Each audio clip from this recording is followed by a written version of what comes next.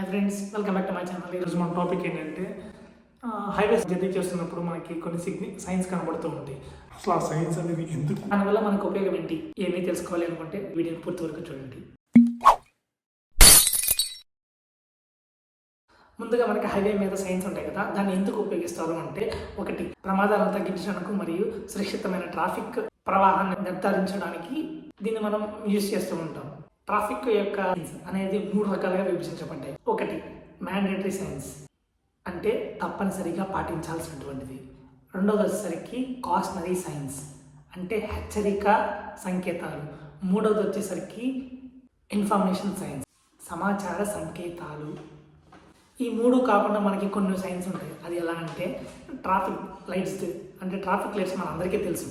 ఎలా అంటే రెడ్ పడినప్పుడు మనం ఆగాలి, ఎల్లో పడినప్పుడు మనకి సిద్ధంగా ఉండాలి, గ్రీన్ పడినప్పుడు మనం వెళ్తూ ఉండాలి. ఇవి కాకుండా ఎసెన్షియల్ ట్రాఫిక్ రూల్స్, అంటే మన అందరికీ తెలిసిందే, మద్యం తాగుతూ బండి నడపకూడదు, సెల్ ఫోన్ మాట్లాడుతూ బండి డ్రైవ్ చేయకూడదు, కార్లో సీట్ బెల్ట్ యూజ్ చేయాలి, బైక్ డ్రైవ్ చేసే వాళ్ళకి ద్విచక్ర వాహనాలకి హెల్మెట్ ధరించాలి, లేన్స్ ఓవర్కమ్ చేసేటప్పుడు ఎక్కడ ఏ లేన్స్ ఉంది ఓవర్కమ్ చేయాలో అది తెలుసుకోవడానికి మనం మ్యాథ్స్ అనేది దీన్ని యూటిలైజ్ చేస్తూ ఉంటాం. ఇట్లా ముందుగా 3 రకాల నుంచి మాట్లాడుకున్నాం కదా. ఫస్ట్ది మ్యాండేటరీ సైన్స్. ఈ మ్యాండేటరీ సైన్స్ అనేది మనకు ఫైన్స్ వేస్తారు కదా, ట్రాఫిక్ చలాన్స్ మరియు యాక్సిడెంట్స్ని మనం నివారించడానికి తప్పనిసరిగా పాటించాల్సినటువంటి ఈ సైన్స్ని మనం పాటిస్తే మనకి జరిమానాలు మరియు యాక్సిడెంట్ అయ్యే అవకాశం లేకుండా. ఇక్కడ మీకు కనిపిస్తుంది కదా, ఈ కనిపించే వాటిలో మనకి డిఫరెంట్ టైప్స్ ఆఫ్ సైన్స్ ఉంటాయి. ఒకటి వచ్చేసరికి స్టాప్ యువర్ వెహికల్ ఇమీడియట్లీ, ఇవ్వండి, ప్రవేశం లేదు, 1 వే, పార్కింగ్ లేదు, no stopping or standing, or speed limit. ఇలాంటివన్నీ కూడా మనకి మ్యాండేటరీ అంటే మనకి దాంట్లో ఇన్ఫార్మ్ చేస్తారు. నో పార్కింగ్ ప్లేస్లో మనం బండి ప్లేస్ చేస్తే ఏమవుతుంది, ట్రాఫిక్ పోలీస్ చాలానే వేస్తాడు, పరిసి నేను పంపిస్తాడు. అదేవిధంగా 1 వేలో మనం ఆపోజిట్లో వెళ్ళినప్పుడు డెఫినెట్గా మళ్ళీ ట్రాఫిక్ పోలీస్ ఆపుతాడు, మళ్ళీ మనకి చాలానే వేస్తాడు, చాలా వేసి పంపిస్తాడు. మ్యాండేటరీ సైన్స్ అనేది మనం తప్పకుండా పాటించాల్సినటువంటి ఈ సైన్స్. ఇది ఫస్ట్ దాంట్లో ఉండేది. రెండోది వచ్చేసరికి కాషనరీ సైన్స్, అంటే హెచ్చరిక సంకేతాలు. దీంట్లో మీకు కనిపిస్తున్నాయి కదా, right hand or left hand curves, అంటే ఇది ఒక మనకి ఇండికేషన్ ఇస్తుంది. అంటే నేను ముందుగా ఒక కర్వ్ ఉంది, దాన్ని జాగ్రత్తగా ఉండండి అని. నేరో రోడ్ అహెడ్, అంటే ముందు ఒక ఇరుకైన రహదారి, జాగ్రత్తగా డ్రైవ్ చేయండి అని.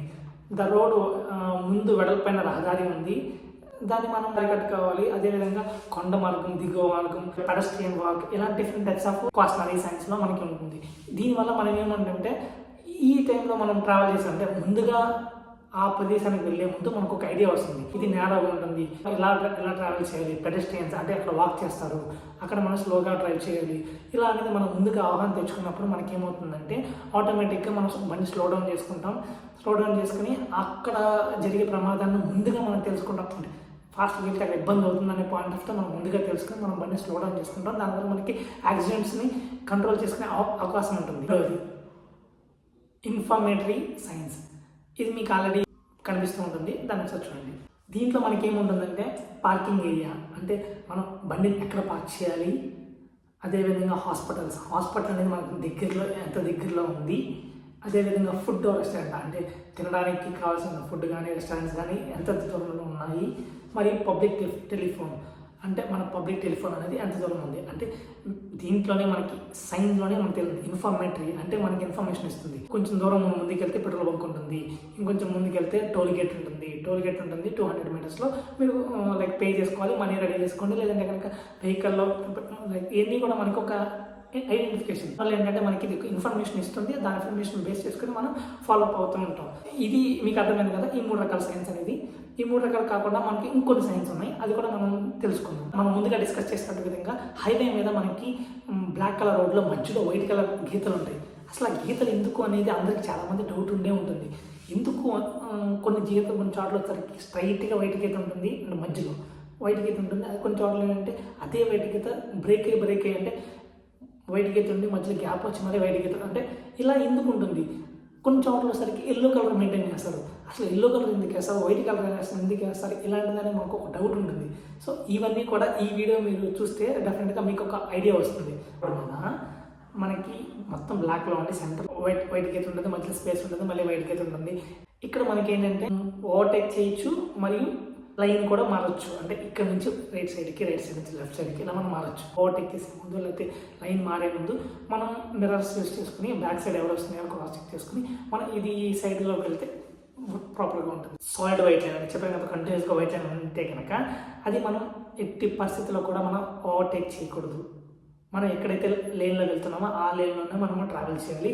ఆ లేన్ నుంచి వేరే లేన్లో కూడా మనం వెళ్ళకూడదు అనేది ఇది క్లియర్గా చెప్తుంది. వైట్ లైన్ క్లారిటీ వచ్చేసింది. వైట్ లైన్ ఏంటంటే మనకి కంటిన్యూస్గా సాలిడ్ వైట్ లైన్ ఉంటే కనుక ఓవర్టేక్ చేయకూడదు.